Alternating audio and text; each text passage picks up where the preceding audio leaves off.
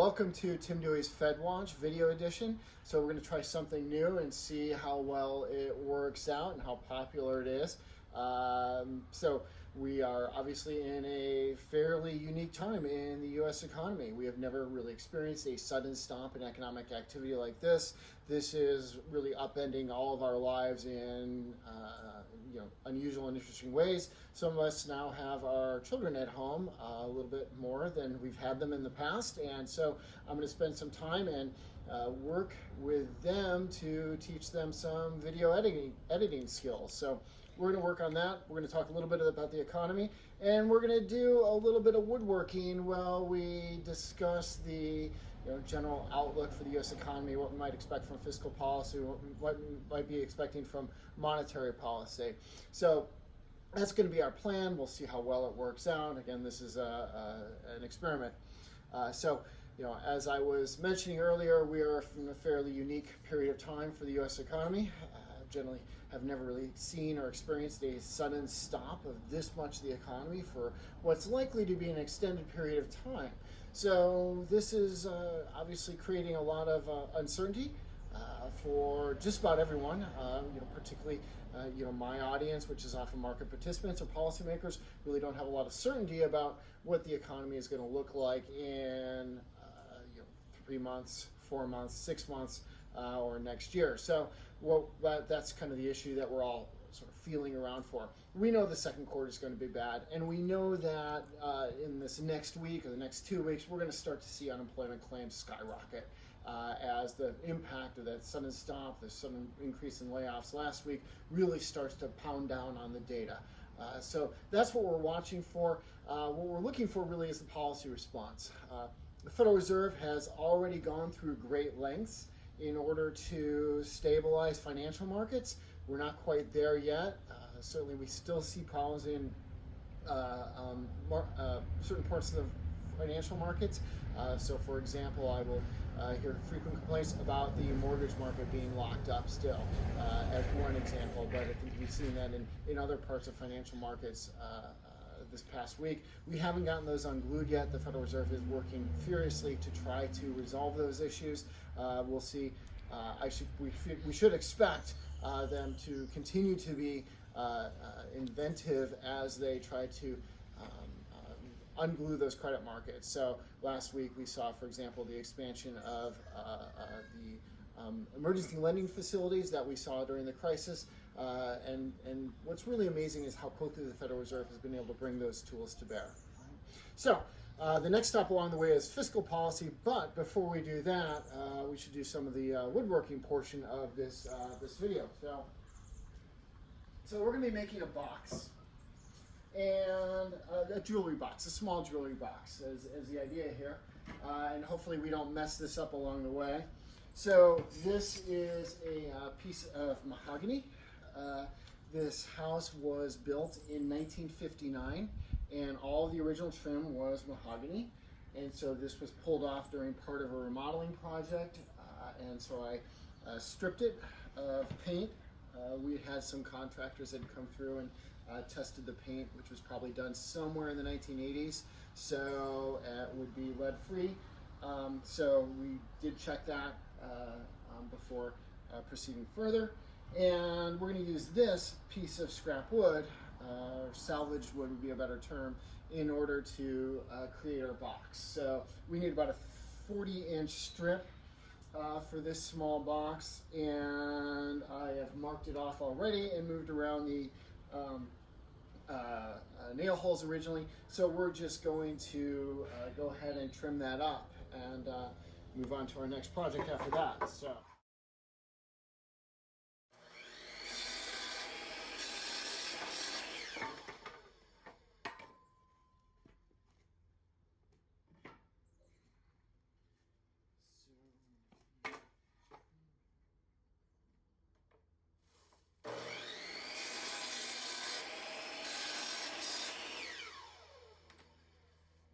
Our 40-inch board here, and what we really want to do is get it to about 1/2 an inch, and right now it's just under 3/4 of an inch. So we'll run it through the planer to get it to that point. So Here we go. Might have to make a couple passes, a little bit easier to do that. Get that to a 1/2 inch. Always use your ear protection. All right, so pass one through the planer.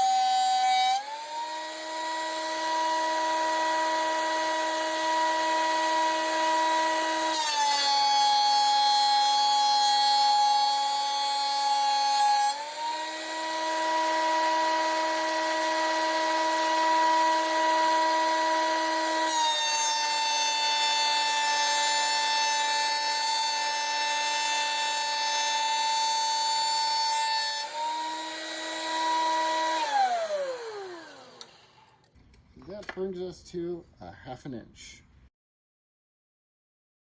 So got the first part of that project done, got it set to about 40 inches. That'll be able to cut it into about a 11 and a half, 7 inch box, as we'll see in shortly.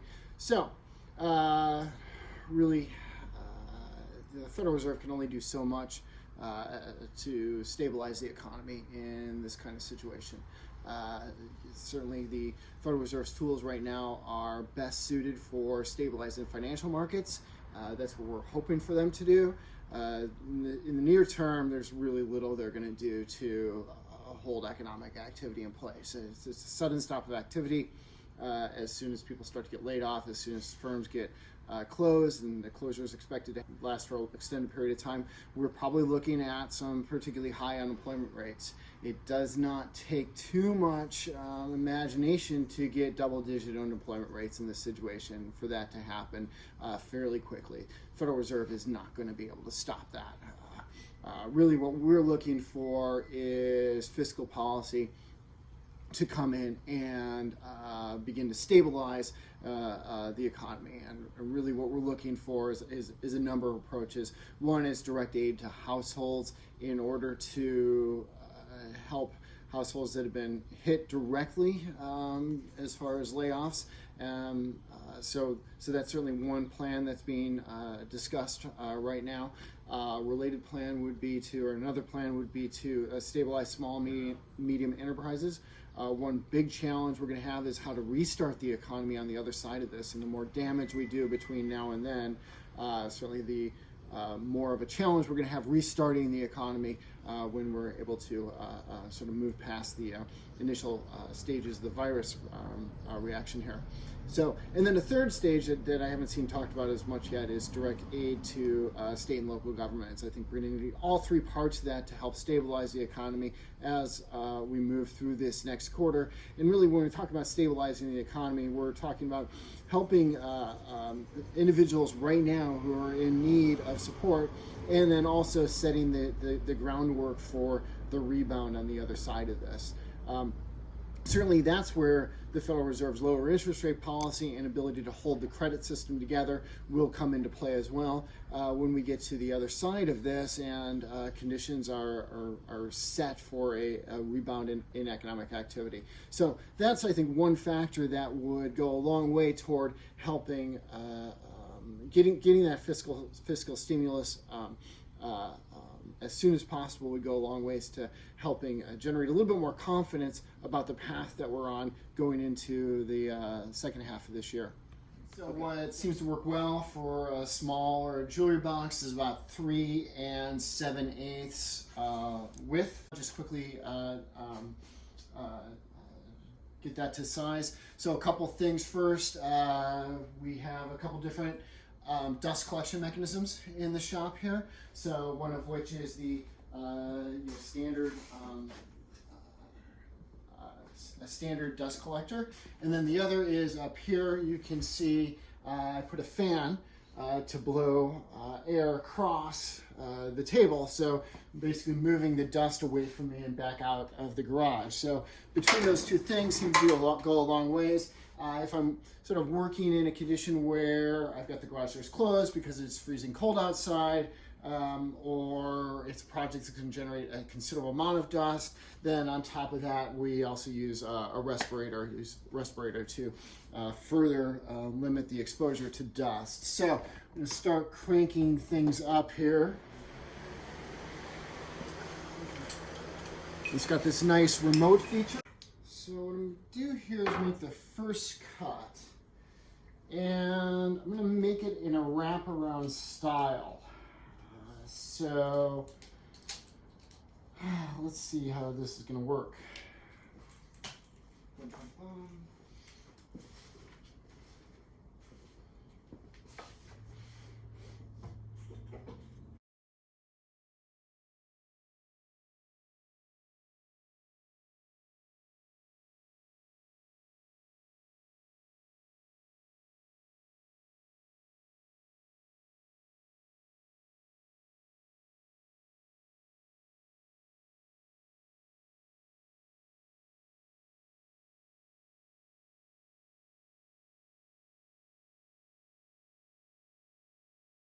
There we have the board, and you can see another version of a different jewelry box that I've made before. This is cherry and walnut splines and maple. We're going to be doing something similar with this board too.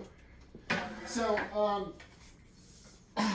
we're going to miter the joints, and that is actually fitting with the wood type. So as I said, the house was built in '59. So this is when this wood was originally installed, and it's a mid-century modern style. And you see that the mahogany in a lot of houses built in this era. So in order to cut the miters, I have a special small 45-degree miter sled, and also a level, an angle measure. So you can come over here probably. And,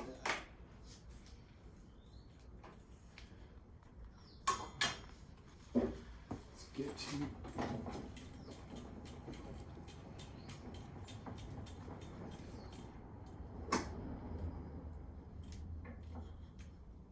45 degrees.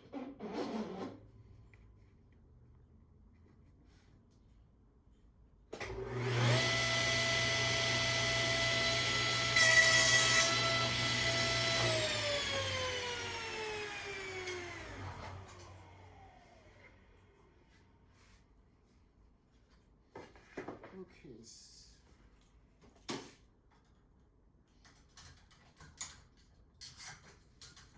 So I've set up these stop blocks.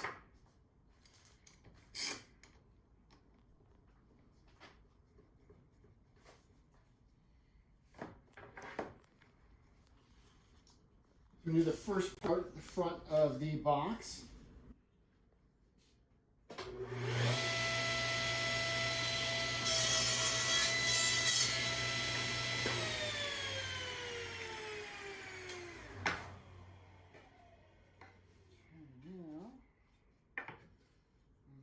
This.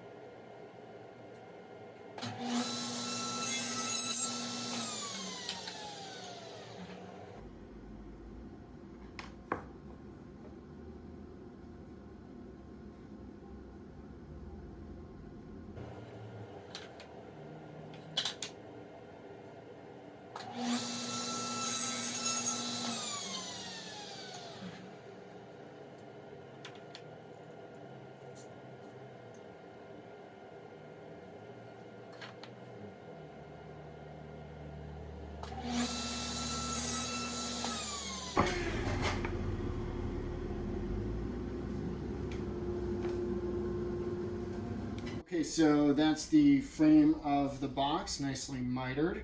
Tomorrow, our next installment, we'll work on setting up the lid and the base of the box. And then we will work on reinforcing the miter joints with splines. So, what I'll conclude with is, though, some questions that I get asked is what's likely to stabilize financial markets. So, yeah, I think clearly a lot of people will ask, what's the stock market going to do? Are stock prices going to continue to go down? I think the challenge here is that the psychology is not well established that would justify, I think, a strong rebound yet in equity markets at this point. I think we seem to be in a stage of considerable uncertainty. Obviously, there's some considerable uncertainty about how long it will take for the Federal Reserve to help unglue financial markets. There's also considerable uncertainty about how long this crisis is going to be with us, how deep the downturn is going to be, how long the downturn is going to be. It's very hard to have a lot of confidence about what the ultimate outlook for the economy is, what the path of corporate profits are, and associated with that, what the path of equity prices are in that kind of environment. We just simply don't know enough. We can't see the other side of this crisis yet. So unfortunately, I don't have an answer to the question of, well, when are we going to start to see the rebound? I think what we need is a better sense of how long and how deep this crisis is going to be, and I think we need a better ability to get a grip on the public health aspects of this crisis until we have a better idea of the extent of